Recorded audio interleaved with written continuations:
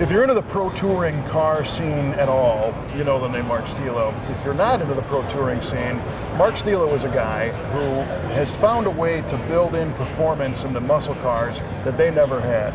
Mark, you're here with the Red Devil and the Mule car.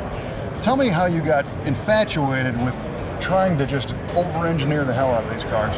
Well, back in 1992, I was working for GM Motorsports Technology Group, and we showed up at Watkins Glen.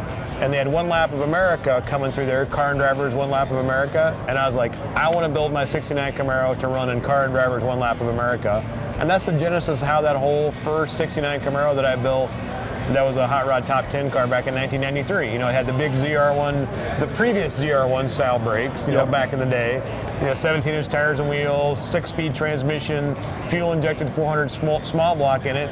I built that car to go run this event, and those were the parts required to be able to drive it on the street, drive from racetrack to racetrack, and drive all the track events. And tell me about the competition in the event. What other cars was that up against? Well, back in those days, you know, I think Elliott Forbes Robinson won it in a Viper that year. Right. So it was mainly like Vipers and late model Corvettes and Porsches, you know, your typical sports car from the early 90s kind of a thing. They're all new. They were all new cars, and it was a very rare deal for me to show up in a muscle car and run with those guys. Yeah. And that's kind of started, you know, I was just a kid in my garage, just, you know, trying to have some fun. Well, and look how far it's come. You know, this past year you won the Ultimate Street Car Invitational with this car. Let's talk briefly about the Red Devil being the latest iteration. Take me through the driveline front to back on this car.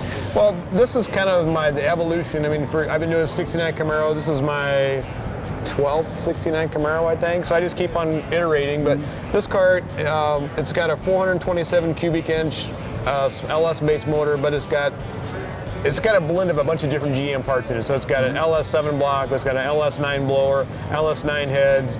So I kind of picked and chose a bunch of things out of the GM powertrain library to come up with a package that makes, right now I'm at about 780 horsepower with this deal and 830 foot-pounds of torque. But it idles at 650 RPM, and I can drive it back and forth to work. Yeah. So I'm still trying to evolve that recipe I had back in '93 with my first car. You know, something I can drive from back and forth to work and take it to a racetrack and be able to make it all work. Well, one of the things that I think is most fascinating about your recipes is that they rely so heavily on factory engineered parts. Yeah, I mean, I found through the years that just the OE stuff, I mean, I work for GM, I understand the development process, I understand the validation process, and I feel like the OE parts, if you pick the right ones, are better than on many things available in the aftermarket. So it's understanding, you know, like this car's got a cooling fan out of a Cadillac. And it's just a mix and match of a lot of different things, which is what people did back in the 50s and 60s, you know, before the speed equipment was around a lot. You kind of mixed and matched a bunch of different parts, and I'm just kind of doing that now with more modern stuff. We talked briefly with Will Hansel about the book you just put out, the Pro Touring book. Tell me how that experience was. Well, that kind of was a genesis of, we built the Mule back in the 2001-2002 time frame as a build-up in Popular Hot Rodding magazine. It was 22 consecutive months as a build-up, and Will and I only published about a third, maybe not even a third, probably 10% of the photos in Popular Hot Rodding. So I had a box of photos, we had reams of CDs with images, so Will and I sat down and kind of redid the PHR stories and added new text in, kind of freshened it all up. And then we also added, I think, one chapter on Red Devil, just kind of like where things have gone to. The great thing about this book for us is I've written a lot of books, I've written a lot of magazine stories, is 100% of the responses that we've gotten back are people saying, wow, amazing technical resource, enjoyed reading it, learned something, feel like, you know, I'm going to be able to go faster, save money, you know, look better, and going down the road. And that was really our goal, was to say, hey, Mark's learned a lot, he's experienced a lot of painful lessons, save yourself from all those, take a look at what he's done, and it should help you going down the road with your project. It's definitely not a picture book, it's very technically oriented, but it's pleasurable because you can look at it and see what we did, you know, shot by shot by shot. I think it's a cool, you know, coffee table book to sit down if a guy wants to build one of these things. Just, hey, this is what I did, it worked for me, and maybe it'll help some guys, save him a little bit of time or money on his build.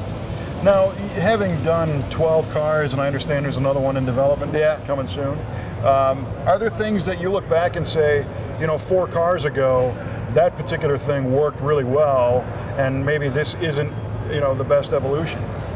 Yeah, I mean, or has everything gotten better every time? Things have gotten better. There's things that have kind of stayed stable. I mean, the funny thing is, like, I use a rear view mirror out of an old I forget what model it is, but it's got little lights on it. I've used it for every single car I've ever built. The one part. The one part. But everything else, you kind of iterate, and you kind of like, well, that worked, that didn't work. I'm happy with this. I'm not happy with that. So you kind of get a muscle. You kind of get a, you kind of evolve, just over time, and it works out. Now, when you say you might not be happy with something, I mean, I would imagine you try and make more power with each car and make them handle better. But I mean, what is an example of something that is not happy? Well, I mean, I'm still trying to find that. I mean, like this car, I can roll the windows up and I can drive it to work, and it's not ruckus, it's not super loud, and that's part of the. I was trying to be able to evolve that into this car. And I thought that was, it's one of the things I've been after. I mean, like, I've had a lot of big compression motors that are, they're cool when you're cruising the A&W, but when you want to drive to work at 6 o'clock in the morning to go to a meeting, you don't want to fire that thing up and wake up all your neighbors. Sure. Well, and then give me a quick rundown. You mentioned, horsepower in this thing. Give me some of the numbers, because I know you being an engineer type, you got to have a log of fuel economy somewhere and how this thing has performed. Okay. One leg on Hot Rod Power Tour, I drove conservative. Yeah, all right. And posted speed limits, and I knocked down a solid 19.5 miles per gallon with this car. And that's making around, what, 700 horse? Yeah, over 700 horsepower. So that's to the naysayers who think that the new stuff is just smoke and mirrors. I mean, it's all just, it's getting your brakes, it's just getting your fuel, you're really leaning out the fuel, air-fuel ratio, and just getting the thing really dialed in. And I'm sure if I slowed down from 75 miles an hour down to 55, I could knock down easily 20 miles per gallon. So with the next car, is there a big jump departure from this one, or is it going to be just a further refinement of something like this? Well, I mean, this car, I ran it in Optima's Ultimate Street Car Invitational 2 years in a row. Won it 1 year, I came in runner-up, and that deal's getting a little more serious with these track events. So now I'm going to go a little more race car-like on my next build. A little more power, a little less weight, a little more brake, a little more tire. A little less comfort? A little less comfort. Yeah. Do we have a name yet for that one? I was kicking some stuff around. I haven't really landed on anything yet. Well, I bet it's going to be badass. Thanks for taking the time. Have a great show. Good to see you again. Thank you.